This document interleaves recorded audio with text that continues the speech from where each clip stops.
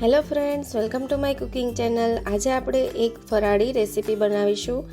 તો નવરાત્રિ ચાલુ છે અને ફરાળમાં કંઈ હળવું ખાવું હોય તો આ સાબુદાણાની ખીચડી એકદમ પરફેક્ટ રહેશે।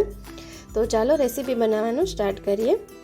તો અત્યારે મેં 1 કપ સાબુદાણાને સારી રીતે ધોઈ અને સહેજ હુંફાળા પાણીમાં સાબુદાણા ડૂબે તેટલું પાણી એડ કરી અને 3 થી 4 કલાક માટે પલાળી દેવાના। આ રીતના તમે જો સાબુદાણા પલાળશો તો તમારી ખીચડી એકદમ ખીલી અને છૂટી થશે અને ખાવામાં ખૂબ જ ટેસ્ટી લાગશે। તો તમે જોઈ શકો છો આ રીતે સાબુદાણા સરસ રીતે પલળી ગયા છે અને બધા દાણા છૂટા છે। તો ચાલો આપણે તેને વઘારીએ હવે। તો તે માટે મેં એક કઢાઈમાં 2 મોટી ચમચી જેટલું તેલ એડ કર્યું છે। તેલ સારી રીતે ગરમ થઈ જાય ત્યાર પછી આપણે તેમાં અડધી ચમચી જેટલું જીરું એડ કરીશું અને ત્યાર પછી થોડાક મીઠા લીમડાના પાન એડ કરી દેવાના છે અને સાથે 2 થી 3 લીલા મરચાંને આ રીતે મોટા ટુકડામાં કાપીને એડ કરી દેવાના છે।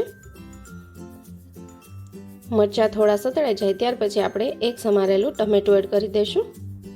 ટમેટામાં થોડું અમથું મીઠું એડ કરી અને તેને સોફ્ટ થાય ત્યાં સુધી ઢાંકીને ચડવા દેવાનું છે।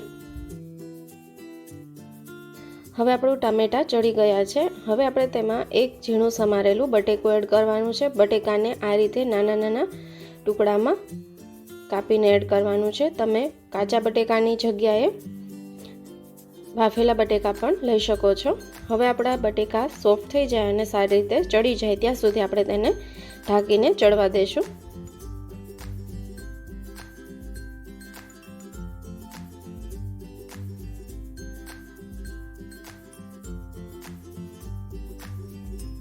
હવે 3 થી 4 મિનિટમાં આપણા બટેકા પણ સરસ સોફ્ટ થઈ ગયા છે અને આ રીતે ચેક કરીને જોઈ લેવાના। ત્યાર પછી આપણે તેમાં સાબુદાણા એડ કરી દેવાના છે અને સારી રીતે મિક્સ કરી લેશું। હવે આપણે તેમાં મસાલા એડ કરીશું। 1/4 ટીસ્પૂન જેટલી હળદર, 1/2 ટીસ્પૂન જેટલું ધાણા જીરું અને 1/4 ટીસ્પૂન જેટલું લાલ મરચું એડ કરવાનું છે। તમે લાલ મરચું સ્કીપ કરી શકો છો અને થોડુંક સ્વાદ પ્રમાણે મીઠું એડ કરી દેવાનું। આપણે ટમેટામાં પણ થોડુંક મીઠું એડ કર્યું હતું એટલે ધ્યાન રાખીને એડ કરવાનું અને તેને સારી રીતે મિક્સ કરી લેશું। હવે આપણે ખીચડીને 1 થી 2 મિનિટ માટે ઢાંકીને થોડીક વાર ચડવા દઈશું।